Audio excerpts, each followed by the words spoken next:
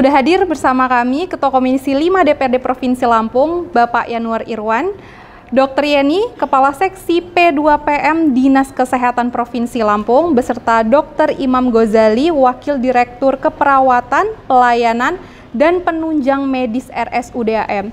Halo Bapak Ibu, apa kabarnya? Alhamdulillah baik. Alhamdulillah baik. Kalau gitu langsung saja nih ya. Mungkin yang pertama saya ingin bertanya kepada Dr. Yeni dulu nih.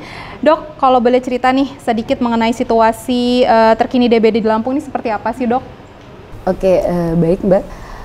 Mungkin sedikit menceritakan tentang situasi terkini ya dengan dari kasus DBD yang memang saat ini kita mungkin membaca di semua media ya dimanapun itu memang lagi jadi hot news banget gitu, bahwa saat ini memang lumayan terjadi peningkatan yang sangat signifikan untuk kasus DBD. Sampai bulan Mei ini saja sudah tercatat 4.881 kasus di Provinsi Lampung yang merata di 15 kabupaten kota dan terdapat 19 kematian gitu ya. Ini karena memang saat ini tadi terjadi perubahan iklim kita, itu memang nggak hanya terjadi di Provinsi Lampung, sebenarnya secara nasional bahkan dunia pun memang ini karena terjadi perubahan iklim tersebut menyebabkan kasus kita lagi sangat meningkat saat ini. Di 2023 kan kita mengalami iklim yang kemarau yang berkepanjangan, sementara 2024 ini kan kita lihat curah hujan yang cukup tinggi. Nah, itu menjadi kenapa salah satu penyebab nantinya mungkin akan kita cerita bersama juga yang membuat kenapa kasus kita saat ini tuh melonjak tinggi sekali seperti itu. Baik Dok. Dan kali ini saya mau bertanya kepada Pak Yanuar nih Pak. Nah, melihat kasus yang saat ini sedang meningkat nih Pak, apa sih upaya lembaga legislatif khususnya Komisi 5 dalam membantu menekan penyakit DBD tersebut? Baik, yang pertama tentu saya akan menyampaikan terima kasih dulu kepada Dr. Imam sebagai Wadir Bidang Keperawatan Rumah Sakit Abdul Muluk dan Dr. Yeni. Ya, karena ini mitra saya semua di Komisi 5 yang membidangi masalah kesehatan. Ya, kegiatan ini tentu saja kegiatan rutin yang kami lakukan setiap tahunnya dalam rangka agar supaya masyarakat, tugas kami sebagai wakil rakyat, agar supaya masyarakat bisa kita edukasi sekaligus mendapatkan informasi. Apa yang disampaikan Dr. Yeni tadi, kenapa sih misalnya kok DBD tahun ini meningkat dibanding tahun sebelumnya, itu kan harus ada informasi yang akurat. Jadi masyarakat tahu apa yang harus mereka lakukan, bagaimana cara mengatasinya gitu. Jadi bukan hanya sekedar value atau nilainya saja yang kita lihat ini meningkat gara-gara ini gitu. Tidak, kami ingin betul-betul memberikan informasi yang konkret kepada masyarakat. Nah, salah satunya melalui media ini. Nah, kami tentu sebagai mitra dari pemerintah daerah, karena kami juga bagian dari pemerintah daerah dalam Undang-Undang 23 tahun 2014, DPRD ini adalah bagian dari pemerintah daerah. Nah, kami tentu punya tanggung jawab karena kami sebagai juga representasi dari masyarakat harus berusaha bersama dengan OPD terkait untuk mengatasi persoalan-persoalan yang ada. Nah, salah satunya DBD. Nah, tugas kami barangkali nanti kalau dari Dinas Kesehatan, dari Rumah Sakit Abdul Muluk misalnya membutuhkan support tentang anggaran, membutuhkan support tentang kebijakan, itu adalah tugas kami gitu. Nah, makanya kami juga bersyukur karena semua mitra, hampir semua mitra Komisi 5 termasuk Dinas Kesehatan dan Rumah Sakit Abdul Muluk, baik secara infrastruktur maupun kinerjanya, saya selaku Ketua Komisi 5 harus mengakui juga bahwa memang ada peningkatan-peningkatan yang cukup baik dibanding sebelumnya. Dan untuk Bapak Imam Ghazali nih Pak, bagaimana RSUD AM dalam menyiapkan fasilitasnya? Ya, baik, terima kasih. Abdul Muluk sebagai wahana kuratif ya dalam hal ini. Kalau lihat dari tren 2024 dan 2023, itu secara statistik sebenarnya angka kunjungannya itu lebih rendah. Mungkin karena memang preventif yang dilakukan oleh Dinas Kesehatan sudah mulai berjalan. Nilainya itu tidak seperti sesuatu hal yang menakutkan dibandingkan tahun yang kemarin. Ya, angka kejadiannya itu lebih rendah. Ya, angka yang kunjungannya ya yang kita rawat itu nilainya itu lebih rendah daripada yang kemarin. Dari Abdul Muluk sendiri kita menyiapkan ruang-ruangan yang memang Saat ini pun juga kita juga sudah meresmikan ruang infeksius ya, ruang Pineri yang sudah diresmikan oleh Pak Gubernur beberapa bulan yang lalu. Oke, berarti memang sudah disiapkan ruangan khusus ya Pak? Sudah kita siapkan. Dan ruangan itu kira-kira bisa menampung berapa banyak tuh Pak? Kalau dari ruang penyakit dalam itu udah kita siapkan dari 625 kapasitas tempat tidur, mungkin ruang infeksi kita siapkan lebih dari 15% yang kita siapkan. Dan selanjutnya nih Pak Yanuar, bagaimana nih dukungan alokasi anggaran untuk program-program pencegahan dan penanggulangan DBD di daerah kita saat ini? Iya, kita dengan mitra kerja kita ada namanya RTP. Itu kita lakukan per triwulan. RTP itu rapat dengar pendapat dalam rangka yaitu tadi mendengarkan persoalan-persoalan baik secara langsung maupun tidak langsung yang disampaikan oleh masyarakat. Nah itu yang selalu kita bahas bersama mitra kerja kita. Jadi per 3 bulan itu kita ada RTP namanya untuk mengevaluasi baik kinerja maupun penyerapan anggaran dan kemudian persoalan-persoalan yang sedang terjadi di tengah-tengah masyarakat saat ini. Nah hari ini memang banyak laporan-laporan dari masyarakat bahwa DBD meningkat dan kemudian pelayanan-pelayanan juga. Nah ini yang kita evaluasi. Artinya kalau penyakit ya tentu semua orang tidak menginginkan itu, tapi kalau sudah kena, tugas kami sebagai stakeholder tentu memberikan pelayanan terbaik kepada masyarakat. Nah, untuk itu tidak bisa sendiri-sendiri, kita harus bersinergi semuanya agar supaya masyarakat bisa terlayani dengan baik. Nah tadi disampaikan oleh Dr. Imam bahwa fasilitas sudah kita siapkan. Ya walaupun kita semua berharap jangan sampai mentang-mentang kita udah siapkan fasilitas yang bagus kemudian kita berharap penuh, kalau bisa jangan ada isinya, berarti kita sehat semua kan, itu bedanya. Ya tapi kalau kita bangun hotel kan gimana cara setiap hari penuh kan gitu, tapi kalau rumah sakit janganlah, kalau bisa ya nggak ada isinya, berarti kita semua sehat. Bagaimana supaya dia jangan sampai masyarakat kita sampai ke rumah sakit, ya tentu edukasi dan pencegahan itu yang menjadi prioritas kita ya. Jadi bukan hanya sekedar mengobati, tapi tentu mencegah itu lebih baik daripada kita mengobati. Nah tugas kami sebagai wakil rakyat tentu setelah mendapatkan informasi dari mitra kerja kami ketika turun ke dapil juga menyampaikan informasi. Nah dan informasi itu ya sifatnya bukan retorika, bukan saja berdasarkan pemikiran kami masing-masing, tapi justru datang dari ahli-ahlinya. Misalnya kalau DBD apa sih penyebabnya gitu kan, bagaimana cara mengatasinya. Nah itu yang kami sampaikan kepada masyarakat di bawah gitu loh. Karena kalau stakeholder katakanlah OPD, mereka punya keterbatasan untuk turun ke masyarakat. Nah itulah gunanya sinergi itu. Kami dapatkan informasi dari Pak Imam, dari Dr. Yeni misalnya, lalu kami menyampaikan informasi itu sekaligus mengedukasi masyarakat bagaimana cara mencegah agar supaya keluarganya masing-masing tentunya jangan sampai sakit oleh DBD itu sendiri. Jadi bukan hanya sekedar membantu. Jadi kalau kami hanya sekedar membantu masyarakat kami yang kena DBD, ya gampang saja, saya tinggal telepon Pak Imam tolong ada warga saya sakit dirawat gitu. Tapi bagaimana caranya? Kalau bisa mereka nggak perlu sampai ke rumah sakit, tapi mereka bisa mengatasi dengan edukasi yang kita berikan. Itu yang terpenting. Gitu. Betul. Kembali lagi kepada Pak Imam nih, gimana sih Pak kerjasama rumah sakit dengan pihak terkait dalam pencegahan dan pengendalian DBD tersebut?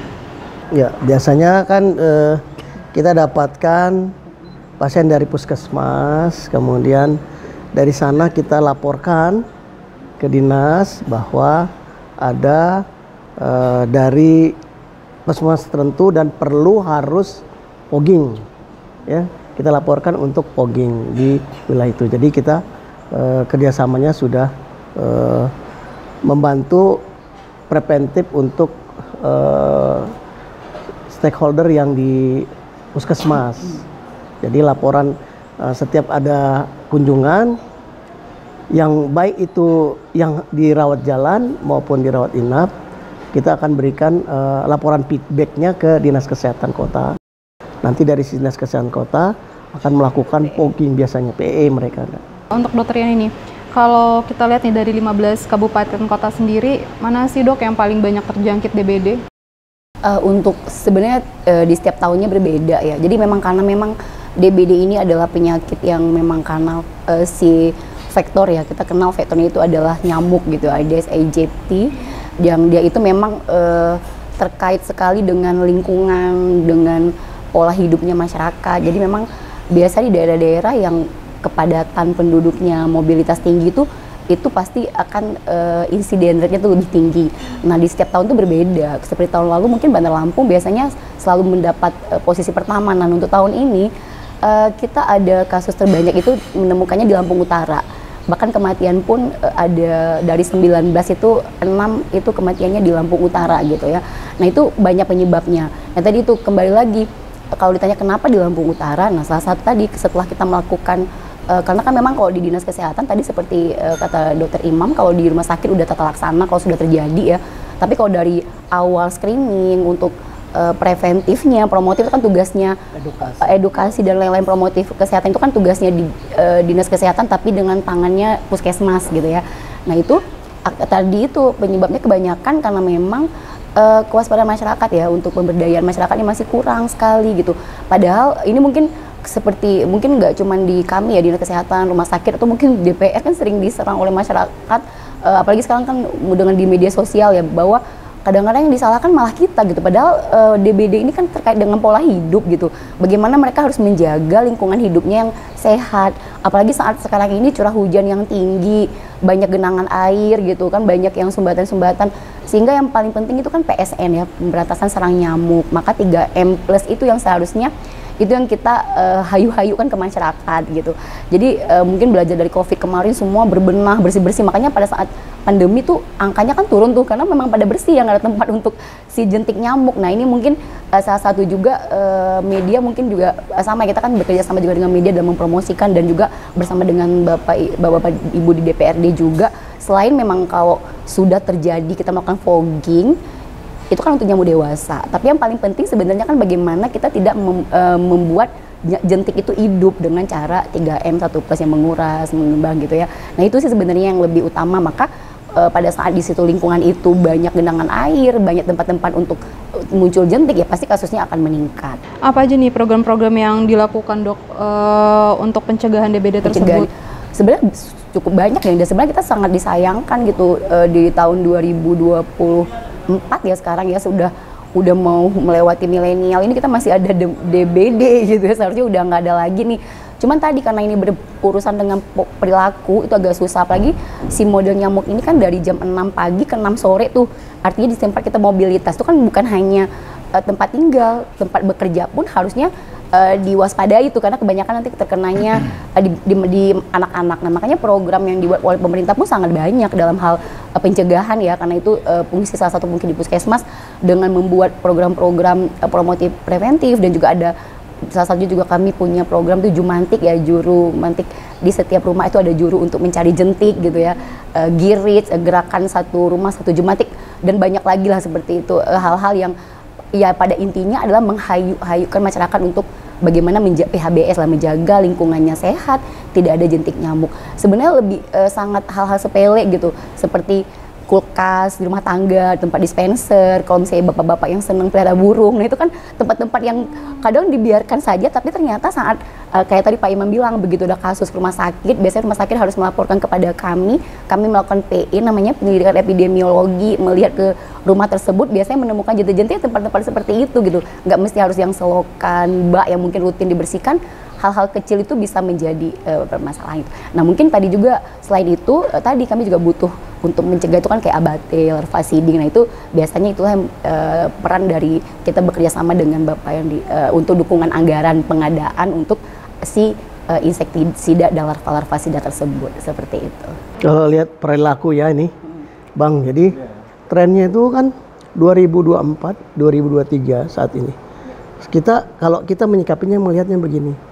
Dari grafik ini hanya dua kemungkinannya. Apakah memang berhasil edukasinya, atau mereka menganggap ini menjadi suatu penyakit biasa, sehingga mereka tidak mau datang. Ya, itu kemungkinan. Sehingga ada kemungkinan lonjakan di kemudian hari ini bisa berjalan, karena nggak bisa kita menyikapi ini dengan menganggap edukasi saya udah jalan. Iya. Tapi ya ada hal yang tersembunyi sehingga ya di masyarakat. Oleh karenanya perlu kita turun menyikapi ini karena yang kita takutkan itu gejala ini tidak seperti gejala yang seharusnya tersembunyi. Dia menganggap dia seperti flu seperti biasa, nggak seperti DBD seperti waktu itu. Ada bintik merah dan segala. Ini enggak, kadang-kadang dia disertai dengan mix dengan penyakit bakteri, misalnya kebaling banyak itu dengan tipes. Yang paling banyak itu yang dirawat itu bersama dengan selalu mix dengan tipes. Sehingga mungkin dianggap pemeriksaan ini hanya tipes biasa mungkin, sehingga masyarakat ya sudahlah kita yang penting rest aja di rumah, mencegah makanan-makanan yang berserat tinggi, pencernaannya kita istirahatkan, cukup dengan makan bubur gitu ya. Nah itulah yang mungkin di masyarakat itu sekarang sudah mulai teredukasi. Tetapi ada hal lain yang menakutkan buat kita. Yang kita rawat itu Bang, rata-rata trombosit udah turun, jeblok turun. Iya, betul. Sampai kita itu sebenarnya khawatir, loh kok sudah sampai sudah seperti ini gitu ya. Tapi memang kebanyakan yang kita rawat, intervensi kita langsung biasanya kita kalau mengikuti kaidah-kaidah lama, jangan dilakukan pemberian trombosit dahulu, ya kan? Perlu hanya cairan saya. Kalau sekarang enggak, kita harus pure, nggak boleh dibiarin. Kadang-kadang suka miss, suka nggak terkejar gitu. Jadi kasus-kasus seperti ini kan menjadi momok sebenarnya, terutama di setiap tahunnya. Udah mulai musim penghujan ini, gitu. Nah, kalau ngelihat dari statistiknya, kok kelihatan rendah. Rendah ini apakah mereka menerima edukasi itu dengan baik, ya, atau mereka menyembunyikan untuk tidak hadir ke pusat-pusat pelayanan kesehatan gitu. Iya, itu juga salah satu saat ini yang termasuk kasus di Lampung Utara kematian itu karena itu juga. Jadi banyak kan masyarakat mungkin karena demam menganggap demam biasa, datang udah shock gitu sehingga tidak tertolong lagi. Berarti balik lagi kesadaran masyarakatnya ya. Kembali lagi. Nah, Pak Imam nih, kalau dilihat diambil dari rata-rata dalam kurun waktu 5 bulan terakhir nih Pak, berapa sih pasien yang dirawat karena DBD? Kebetulan kita punya datanya nih sampai dengan bulan Mei ya, yang kita rawat sampai dengan bulan Mei itu dari instalasi rawat jalan itu jumlahnya 8, tapi untuk rawat inap cukup besar ya, ada 87. Jadi total yang tercatat sehingga hari ini hanya 95 ya, 19 kasus ya. Kembali ke Bang Yanuar nih.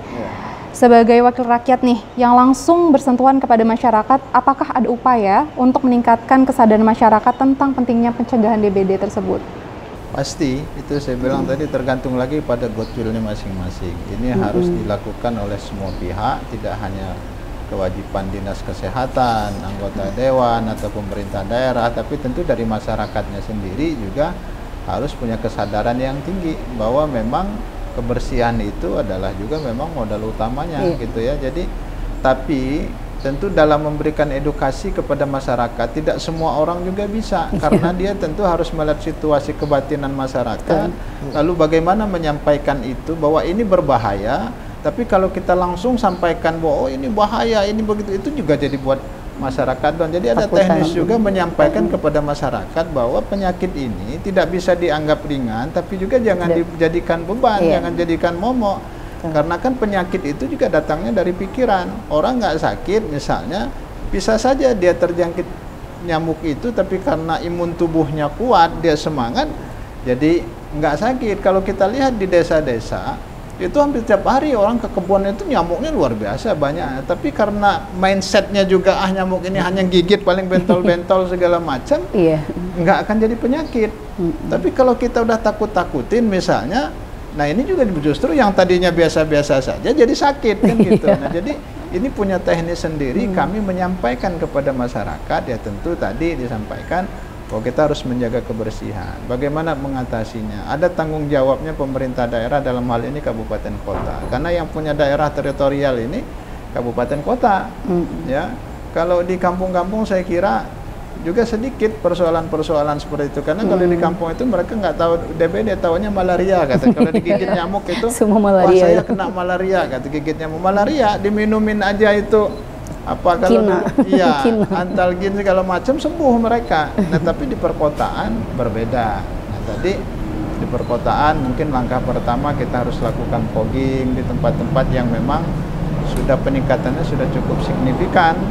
Tapi saya kira dalam jangka panjang memberikan pemahaman kepada masyarakat itu lebih penting, karena inilah yang akan mengatasi. Kalau kita sendiri dari stakeholder, kami dari DPR, kemudian dari Dinas Kesehatan, dari Abdul Muluk melakukan pelayanan dan tindakan yang terbaik, kalau masyarakatnya sendiri nggak punya kesadaran, juga tugas kami hanya mengatasi masalah. Ya, tugas kami Abdul Muluk hanya ngobatin saja, tapi kan karena penyakit DBD ini kan bukan penyakit menular. Artinya kalau dalam salah satu keluarga itu dia kena, lalu dia berobat, kemudian rumahnya, lingkungannya dibersihkan, kemungkinan yang tinggal kan nggak kena. Tapi kalau dia misalnya ini berobat, tapi tempatnya, sarang nyamuknya nggak dibersihin, ya keluarga yang lain kena juga gitu loh. Nah kena juga, kemudian ini sembuh balik lagi, ini sembuh balik. Nah itu yang kita tidak mau, karena dengan kondisi masyarakat kita yang seperti ini, sekali lagi kalau saya selalu turun karena memang mitra saya diminta, saya setiap kasus-kasus yang lagi viral saya selalu menyampaikan itu kepada masyarakat. Kuncinya ada di kita sendiri. Ya, kalau dokter, rumah sakit segala macam, kalau sudah ya sakit hanya sifatnya aja tindakan. Tapi kalau kuncinya bagaimana supaya terhindar dari itu, ya tentu ada di kita sendiri. Nah, jadi itulah yang kami sampaikan, bahwa ini sesuatu yang bahaya, menakutkan, tapi nggak boleh pula dengan vulgarnya menyampaikan itu kepada masyarakat. Khawatirnya justru malah masyarakat jadi kepikiran, lalu nanti akan menambah beban baru buat mereka. Jadi sekali lagi saya selama ini juga selain memang turun menyampaikan edukasi kepada masyarakat, tugas kami juga selalu melihat perkembangan dan mengevaluasi kinerja-kinerja dari mitra kami. Nah selama ini memang Rumah Sakit Abdul Muluk ya sepanjang yang kami tahu ya baik fasilitas maupun pelayanan kita sudah coba yang terbaik. Walaupun tentu saja masih ada Pak Imam, harus kita akui laporan-laporan dari masyarakat kekurangpuasan itu ya. Nah inilah tugas kami ya. Jadi tugas kami ini bukan untuk memberikan argumen, misalnya ada masukan dari masyarakat begini, pokoknya tugas kami melakukan yang terbaik saja sampai masyarakat menyadari betul bahwa kita sudah melakukan terbaik dan sekarang kuncinya ada di masyarakat itu sendiri. Begitu juga Dinas Kesehatan. Kalau ada misalnya yang perlu kami bantu, baik kebijakan dari sisi anggaran segala macam, ya sepanjang itu memang bisa disampaikan atau dipaparkan secara realistis bahwa itu dibutuhkan, selama ini juga tidak pernah ada kendala kan gitu. Hanya saja memang anggaran pemerintahan ini nggak bisa minta hari ini besok cair kan, ada prosesnya, sehingga kita disitulah kita harus diminta betul bagaimana mengambil kebijakan ini masalahnya bisa teratasi tapi tidak menyalahi prosedur, apalagi sampai ada persoalan-persoalan hukum di situ. Saya ingin bertanya kepada Dokter Yeni nih dok, kan seperti yang Bapak sampaikan tadi bahwa sebenarnya penyakit DBD ini dibilang berbahaya juga nggak bisa, dibilang nggak berbahaya juga nggak bisa. Tadi Pak Imam juga bilang kalau masyarakat tuh kadang belum aware gitu ya. Kadang demam aja disangka cuman biasa aja, minumnya Panadol gitu. Nah, gimana sih dok ciri-ciri khususnya nih dok kalau misalnya kita terjangkit demam berdarah itu seperti apa, biar masyarakat tuh bisa lebih sadar, oh ini demam berdarah nih, harus segera dibawa ke rumah sakit gitu. Jangan sampai trombositnya tuh turun anjlok. Nah, bagaimana? Tadi ya mungkin juga udah sedikit disinggung oleh Dokter Imam. Kalau karena berbicara demam kan banyak ya, dan rata-rata tuh demam itu ya hampir sama kayak tadi Bapak bilang, kalau demam malaria gitu, apalagi kalau udah menggigil udah ke malaria gitu. Apalagi sekarang tuh udah jarang ada kasnya. Kalau dulu khas banget untuk DBD ini kan ada bintik ya, peteki. Ya ruam itu pun nggak langsung muncul kan gitu. Jadi memang edukasinya adalah setiap memang demam gitu ya, harusnya memang datang ke Vaskes. Nanti disitulah nanti akan ada screening dari petugas kesehatan, dan nanti si petugas lah yang punya, karena kan sekarang itu di setiap Vaskes kita punya tuh alat-alat untuk alat bantu penegakan diagnosa screening, terutama kalau untuk Denggi sendiri DBD ini ada RDT namanya, itu alat tes cepat gitu ya, menandakan apakah dia nanti kita melihat angkanya itu ke arah DBD atau tidak gitu. Nah, yang membuat kenapa selalu telat tadi yang seperti itu karena si pasien demam ya udah dibeli sendiri paracetamol, minum dulu. Nah, saat udah berapa hari kemudian dan udah mulai ke dehidrasi dan sebagainya datang, makanya terjadilah keterlambatan. Sebenarnya seperti itu sih. Kalau ciri khas tuh ya demam sama dengan demam-demam yang lain gitu ya. Tidak muncul khas-khas. Kalau dibilangin dengan semua demam, nah, termasuk dengan tipes itu lebih tipoid ya, itu sangat berdekatan tuh gitu. Jadi kebanyakan bahkan di rumah sakit pun kadang-kadang para nakes pun dalam menegakkan kalau nggak bener-bener hati-hati, seringnya gitu kan, sering kejadian nih dengan tipoid taunya shock gitu, ternyata DBD dan meninggal itu. Jadi emang lebih ke segera ke Vaskes terdekat untuk screening, bahwa nanti nakes lah yang akan menentukan oh ini kemana sih arah awarenya. Dan memang kalau edukasi kita setiap demam memang bagusnya cairan yang harus dikoreksi gitu. Kalau selama ini kan langsung minum obat anti panas, nah itu yang membuat kenapa terjadi biasanya kasusnya akhirnya terjadilah keterlambatan dalam pendiagnosaan dan tata laksana. Mungkin itu sih. Kalau misalnya kita masyarakat nih, apa sih upaya utama yang mungkin bisa dilakukan untuk mengatasi DBD ini, Dok? Pencegahan gitu maksudnya. Mungkin yang seperti yang sebelumnya kita tadi cerita juga dan juga oleh Dr. Imam dan Pak Yanuar juga ya, intinya seperti tadi.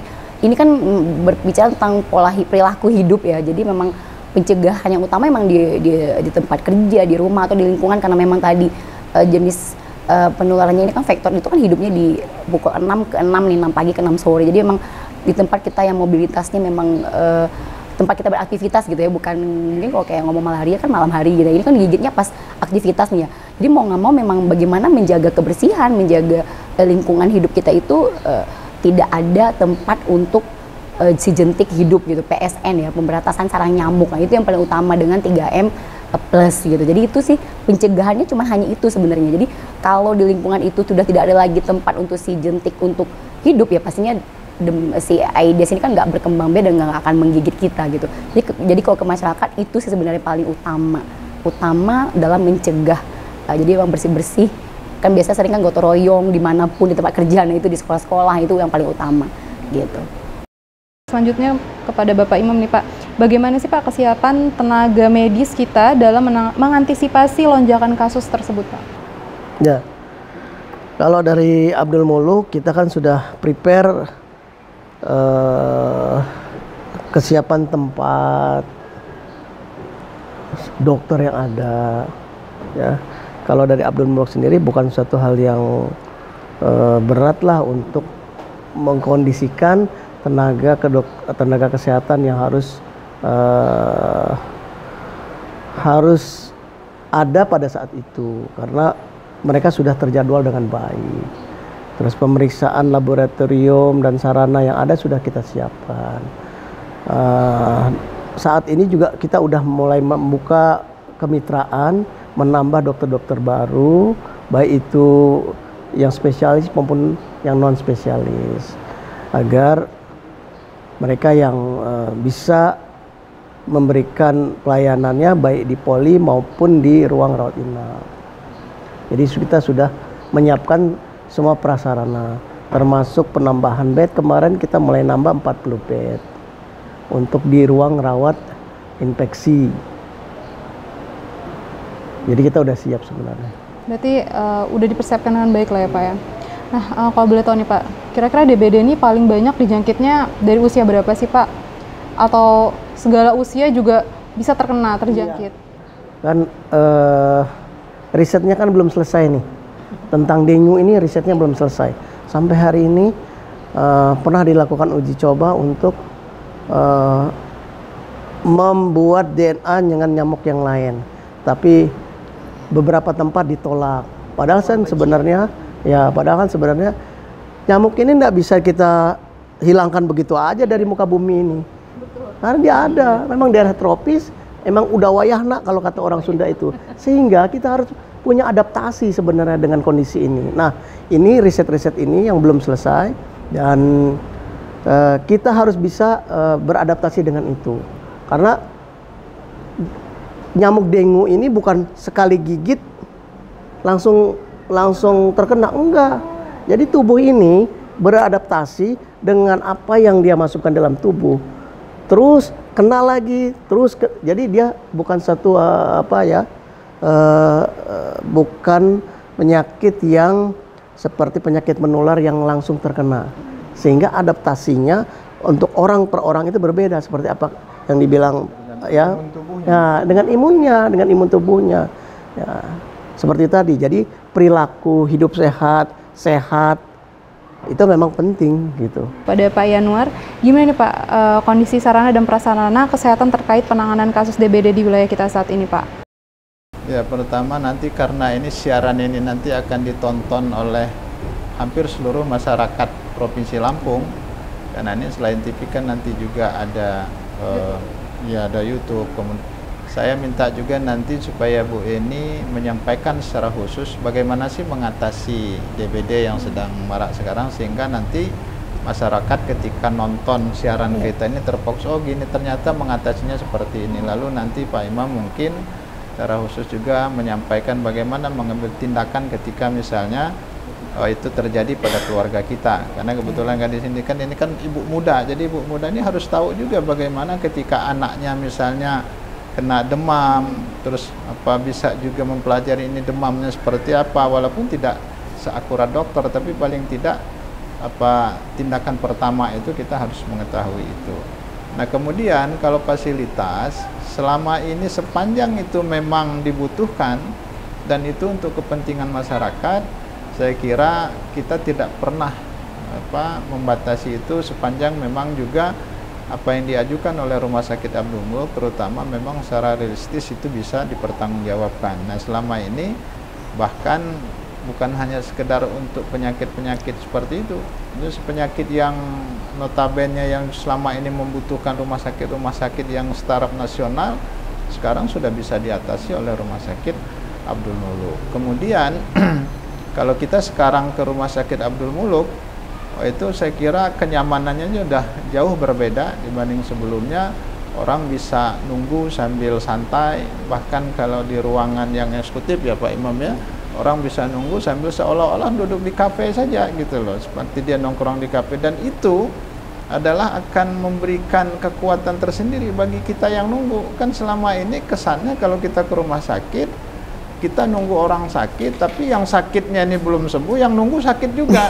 Iya, karena tempatnya tidak terawat, kemudian yang nunggu juga berjubel seperti itu. Nah sekarang sudah kita tata sedemikian rupa sehingga rumah sakit juga tidak terasa seperti orang di rumah sakit, karena nyaman segala macam, dengan harapan yaitu tadi bahwa paling tidak yang nunggu ini tidak ikut-ikutan sakit. Nah tapi kalau bisa sekali lagi kami selalu menghimbau agar supaya pencegahan itu akan lebih baik daripada mengobati. Nah tadi sempat disinggung Pak Imam, misalnya ketika kita melakukan penelitian, bahkan kadang-kadang ada juga lapor, Pak kami mau fogging di situ ditolak sama masyarakat misal.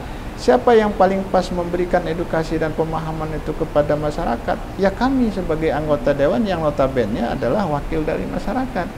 Karena kan kadang-kadang kalau dari tenaga kesehatan ini datang tahu-tahu mau nyemprot segala macam, ya ditolak sama yang bersangkutan, terutama yang punya rumah. Nah, kan? Tapi kalau kita yang hadir, kumpul sekian puluh masyarakat, bahwa sekarang ini masih marak penyakit ini, lalu edukasi seperti ini, kalau nanti ada hadir dari tenaga kesehatan atau dari puskesmas melakukan ini, kita minta itu supaya disupport, apalagi jangan sampai ditolak misalnya. Itu masyarakat memahami. Tapi kalau nanti nakes tiba-tiba karena berdasarkan laporan dari dinas kesehatan misalnya, tahu-tahu datang nakesnya mau nyemprot, mau mogging di situ, banyakkan juga ditolak ya. Apalagi tadi melakukan penelitian ya, masyarakat juga kan kadang-kadang ada kecurigaan yang berlebihan, juga harus kita maklumi gitu. Makanya kita selalu bersinergi itu dalam rangka ya paling tidak setiap saat, setiap waktu ini ada perbaikan dan perubahan ke arah yang lebih baik. Kembali lagi kepada Dokter Yeni, Dok. Kan saat ini nih segala penyakit itu ada vaksinnya. Sakit ini vaksin ini, sakit ini vaksin ini. Nah, kalau untuk DBD sendiri seperti apa sih, Dok? Oke. Kalau untuk vaksin sendiri memang DBD itu kan belum kasih ya, memang kayak seperti vaksin yang lainnya memang udah wajib dari program dan sebagainya. Dan memang untuk vaksin sendiri pun kan masih dalam riset ya juga ya gitu, walaupun ada belum menjadi suatu program yang wajib gitu. Sama seperti sekarang ini mungkin memang karena semua penyakit menular sebenarnya ya bisa aja digunakan, karena vaksin itu kan sebenarnya lebih kepada pencegahan yang primer ya, bagaimana sebelum di awal kita diberikan imun nih gitu. Nah memang sama seperti demam malaria juga, ini juga masih dalam hal riset yang memang vaksin itu lagi dalam programnya pemerintah, tapi belum menjadi sesuatu yang sudah dicanangkan oleh pemerintah seperti itu. Pak Imam, gimana sih cara deteksi awalnya? Ya. Jadi demam adalah gejala yang khas. Namun gejala-gejala primitif seperti timbulnya peteci atau timbul perdarahan. Perdarahan itu bereknya hitam atau dia mimisan, itu kadang-kadang tidak dijumpai. Tetapi yang harus diwaspadai adalah demam di hari kelima yang tiba-tiba berhenti tidak ada demam. Demam 5 hari. Rata-rata itu demam 5 hari, dan di hari ke-6 dia merasa tidak demam lagi. Saya tidak demam lagi. Tapi justru di hari itulah nilai trombositnya itu jeblok down, turun. Ya. Di kondisi seperti itu yang memicu shock. Oleh karenanya demam hari kelima segera datanglah ke pusat-pusat kesehatan masyarakat. Saya yakin semua perawat dan dokter yang ada di puskesmas sudah teredukasi dengan baik mereka. Mereka pasti akan tidak membiarkan untuk pulang di hari kelima itu yang demam bebas di hari kelima, karena di hari itulah yang krusial, yang harus diobservasi dengan baik. DBD ini separah apa sih Pak penyakitnya? Seberbahaya apa gitu Pak? Biar masyarakat juga sadar gitu Pak, untuk lebih aware. Berbeda dengan demam malaria, ya. Dia harus bisa bedakan. Kalau demam malaria itu demamnya itu timbul di hari-hari tertentu, disertai menggigil, ya, disertai menggigil. Berbeda dengan demam pada dengue ini. Demamnya itu terus menerus, pagi, siang, sore, malam, itu nggak berubah demamnya. Sepanjang hari dia demam. Hari pertama, hari kedua, hari ketiga, biasanya di hari kelima bebas demam, dan itu yang krusial. Tadi apa? Bagaimana tadi? Dibandingkan dengan Demam yang lain. penanganannya Pak, dibandingkan tadi dengan Cekungan. malaria. Oh, seberapa berat ya? Iya, Seberapa berat dan menakutkan ya? Iya, Oke. jadi masyarakat juga bisa lebih sadar Pak. Sebenarnya kalau edukasi itu sudah jalan, demam jangan dianggap sepele. Udah. Asal masuk aja pesan itu bahwa demam jangan dianggap sepele. Datanglah ke pusat-pusat kesehatan. Mereka sekarang itu juga sudah ada itu alat-alat screening untuk memeriksa serologi itu, seromarkernya. Sudah ada alat-alat khususnya, sehingga tidak akan memakan korban yang ya orang-orang yang kita sayang dan kita kasih yang tiba-tiba mendadak secara mendadak. Nah, oleh karenanya demam kita tidak boleh anggap lagi sebagai suatu hal yang sepele. Begitu juga dengan batuk saat ini.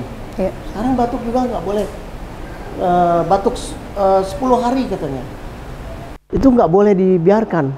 Ternyata karena dampak kemarin kita COVID, ya, tubuh ini juga punya kompensasi yang berbeda, sehingga hal-hal yang dianggap sepele dengan kondisi seperti itu bisa membahayakan kita. Jadi kembali lagi bahwasannya saat ini di mana pada masa pancaroba saat ini, bila demam jangan anggap sepele. Lebih baik kita datang kepada puskesmas, ya. Dan sekarang ini kan lebih gampang dijangkau puskesmas itu, ya. Kalau nggak salah sekarang ini kan puskesmas sudah mulai ditingkatkan menjadi puskesmas perawatan, benar ya? Sekarang targetnya seperti itu. semua puskesmas terakreditasi dan harus bisa memberikan perawatan. Untuk ibu-ibu muda nih seperti saya, ini kan punya anak-anak kecil nih Pak. Nah, kira-kira ciri-ciri DBD pada anak kecil sama orang dewasa tuh sama nggak sih Pak? Ciri-ciri terjangkitnya gitu Pak. Misalnya ada bedanya, kalau anak kecil tuh mungkin lebih banyak yang muntah-muntah, atau kalau orang dewasa seperti apa gitu Pak. Ada perbedaannya nggak Pak? Atau sama aja? Ya sebenarnya sama saja ya. Bila anak sakit ya rewel, udah pasti ya kan, semua ya. Nggak ada khasnya, oh ini demam ini, nggak bisa. Nggak bisa ditentukan. Ya kembali lagi tadi, kita jangan mengabaikan demam. Ya, bila anak demam, segeralah berkonsultasi. Ya, tapi sekarang sudah mulai berkurang.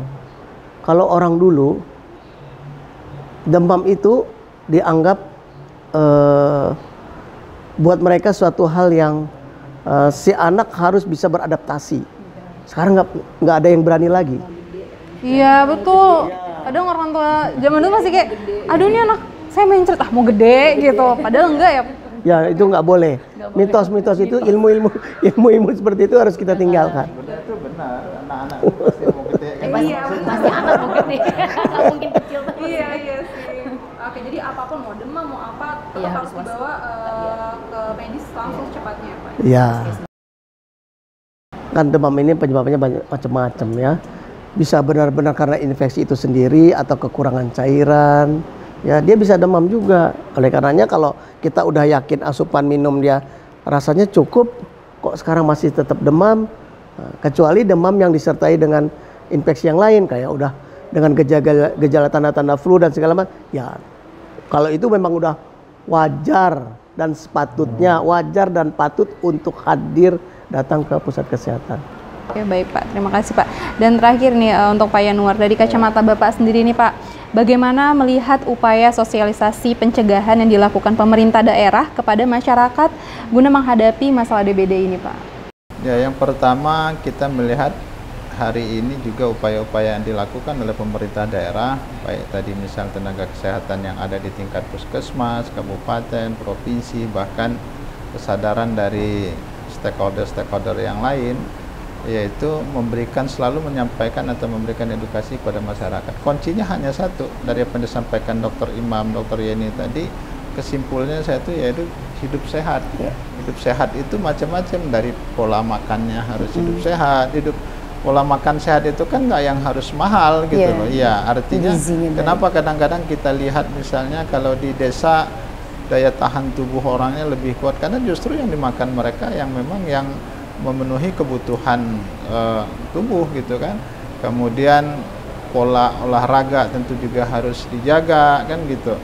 Nah, kalau di kota ini barangkali kalau model kayak Pak Imam sering begadang ya jangan banyak begadang kan gitu. Jadi pola hidup sehat itu kunci utama untuk mencegah semua penyakit, itu ya, untuk penyakit. Nah, kemudian ya tadi termasuk menjaga lingkungan, jangan sampai misalnya ada kemungkinan untuk timbul, kata Dr. Yani tadi, jentik-jentik penyakit, terutama memberikan ruang kepada nyamuk, kepada jentik itu untuk berkembang.